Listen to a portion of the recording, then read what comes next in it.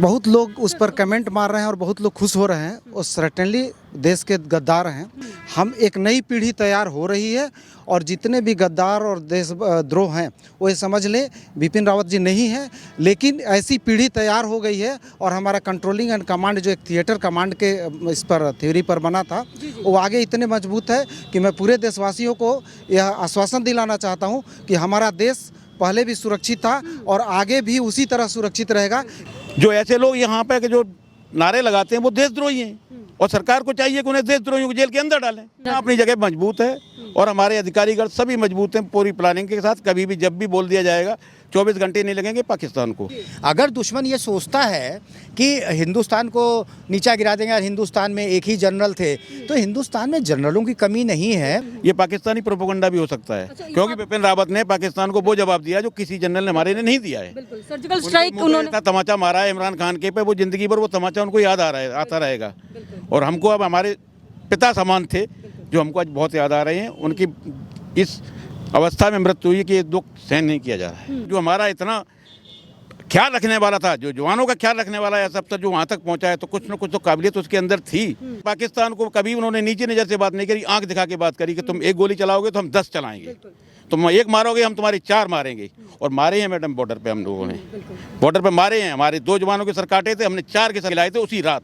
तो ऐसे हमारे पिता तुल्य बिपिन रावत जी थे जो आज हमारे बीच नहीं है। मुझे बहुत दुख हो रहा है मैम। हमारी केवल फौज को बॉर्डर पे मारने के लिए आप लोग हैं, आप वहाँ पे दोस्ती निभा रहे हो। हमारी फौज यहाँ मर रही है। आज हमारे एक CDS की मृत्यु हो जाती है और आप इस तरह के कमेंट पास कर रहे हैं। लानत है ऐसे लोगों पे।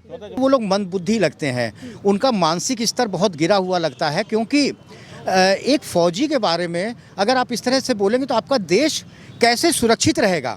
एक जो हमारे डिफेंस की तीनों फौजों से भी ऊपर CDS होता है जो कि नई पोस्ट क्रिएट कर दी गई थी, अगर उनके बारे में कोई उल्टा सीधा बोलता है तो बहुत दुखद बात है। और अगर वो हम लोगों के सामने आ जाए तो हम लोग तो उसको देंगे। वो लोग मंदबुद्धि लगते हैं, उनका मानसिक स्तर बहुत गिरा हुआ लगता है। क्योंकि एक फौजी के बारे में अगर आप इस तरह से बोलेंगे तो आपका देश कैसे सुरक्षित रहेगा।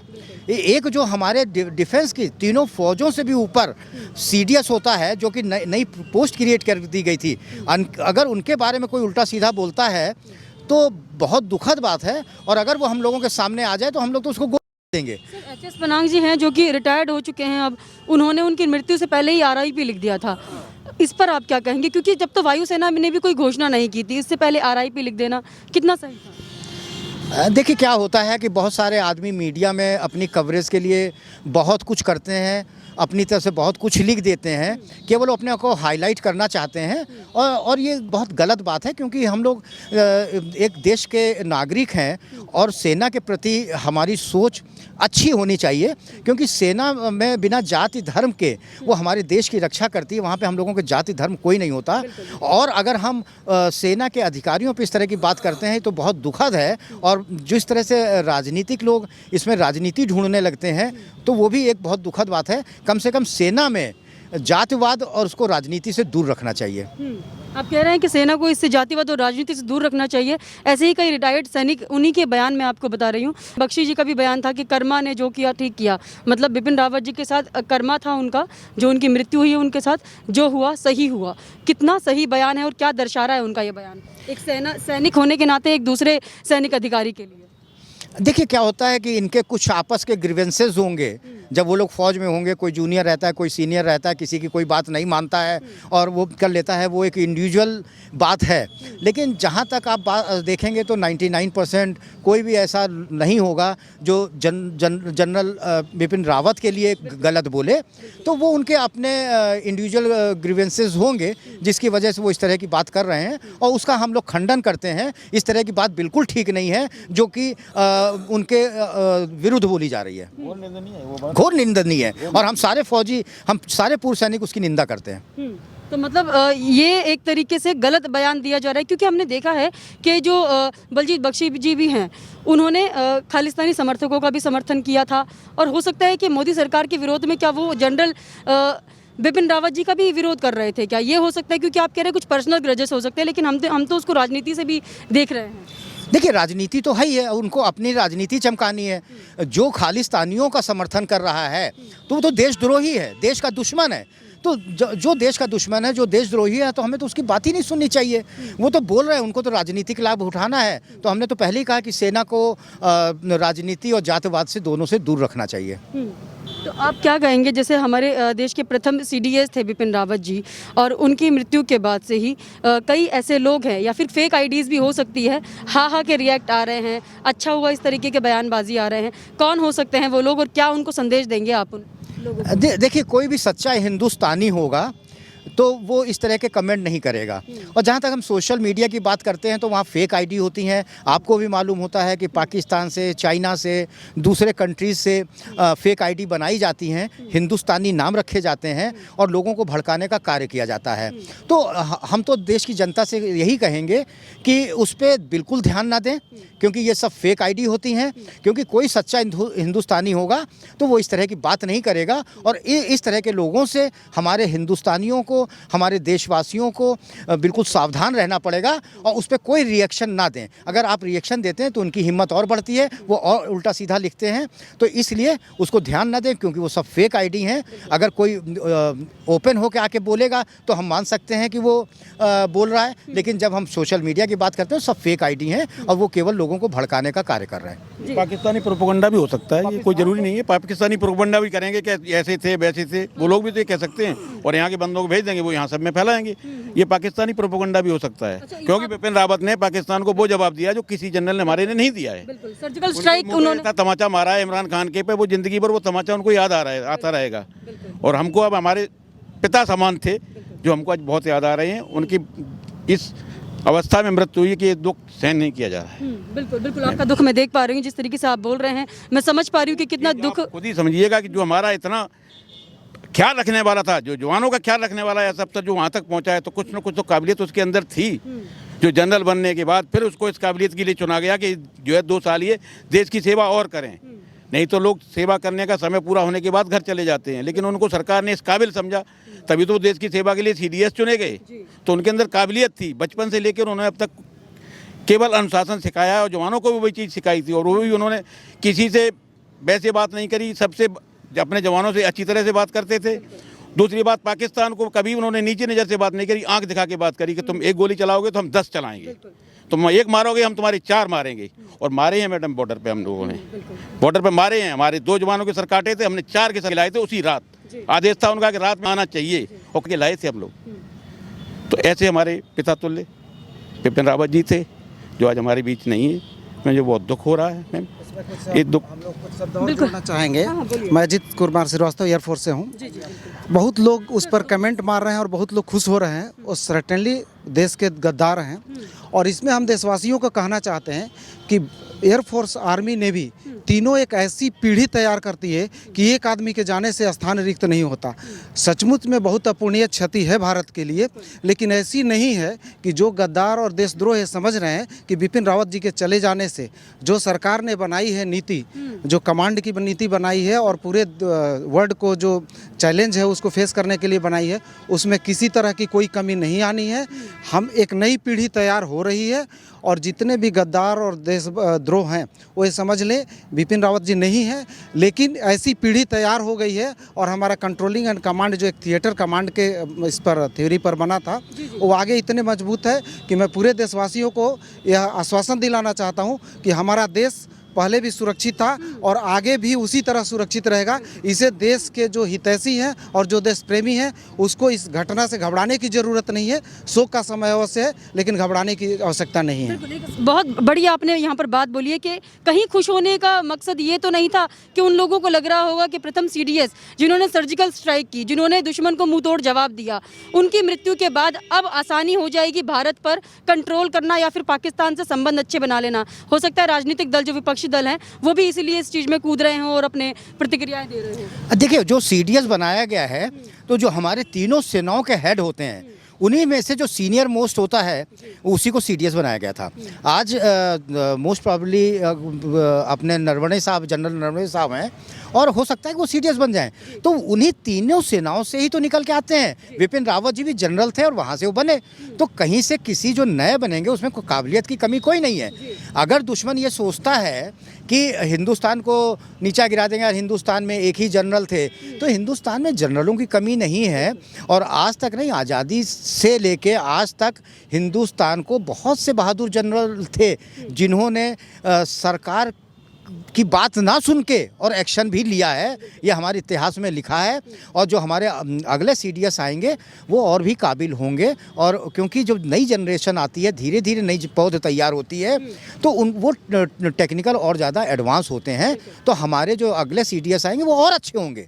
तो हम ये थोड़ी सा कह सकते हैं कि हमारे एक जनरल थे वो भी सुपर था, जो आएगा वो भी सुपर होगा और उनसे बढ़िया कमांड हो सकती है। सर, जिस तरीके से अभी सेना एक के बाद एक एक्शन ले लेती है आतंकवाद के खिलाफ, क्योंकि कई सारे आतंकवादी ढेर किए जा रहे हैं हमारी सेना के द्वारा, क्या ये बीजेपी सरकार में संभव हो पाया है या फिर सेना की तरफ से और ज़्यादा सोचा जा रहा है इन सब चीज़ों को? देखिए, सेना को तो जैसे ही हुक्म मिलता है, सेना हमारे वर्ल्ड में हमारी सेना जो है बहुत ही मजबूत है और ख्याति प्राप्त सेना हमारी है।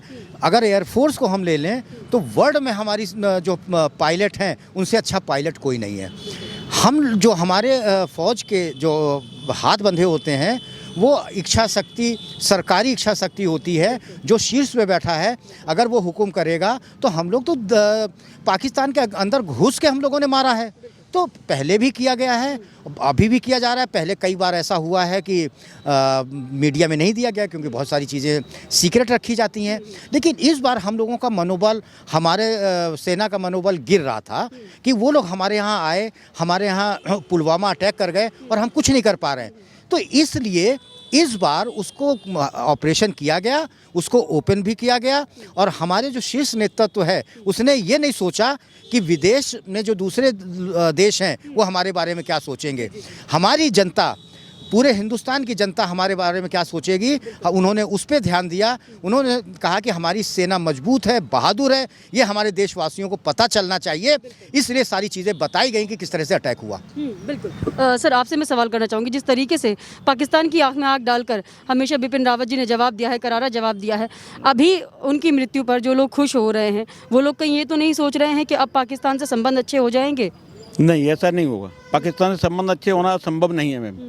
बॉर्डर पे कंडीशन बहुत ख़राब होती है और जो भी हमारा अधिकारी होता है वो सख्त निर्देश दे देता है कि आपको जवाब मुंह तोड़ करके देना है, चाहे वो कुछ भी करें।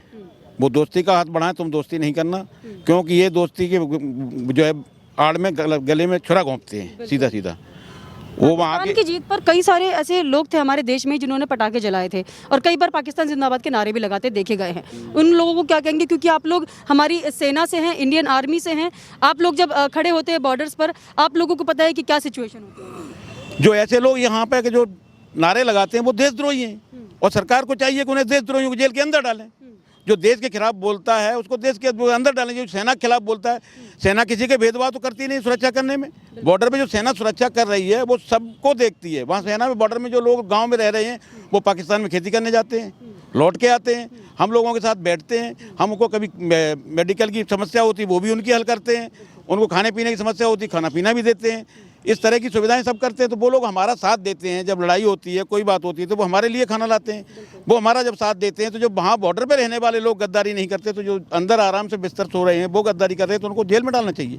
ये सरकार का काम है, इसमें सेना तो कुछ कर नहीं सकती है। उन लोगों को समझना अपनी जगह मजबूत है और हमारे अधिकारीगण सभी मजबूत हैं पूरी प्लानिंग के साथ। कभी भी जब भी बोल दिया जाएगा 24 घंटे नहीं लगेंगे पाकिस्तान को, 24 घंटे नहीं लगेंगे पाकिस्तान को। हम एक पोस्ट पाकिस्तान की देखते बताते कि 24 सवेरे तक तुम्हारा झंडा सफ़ेद रहेगा, तो सफ़ेद रहता है उनका, दूसरा झंडा नहीं खड़ा करने देते उनको।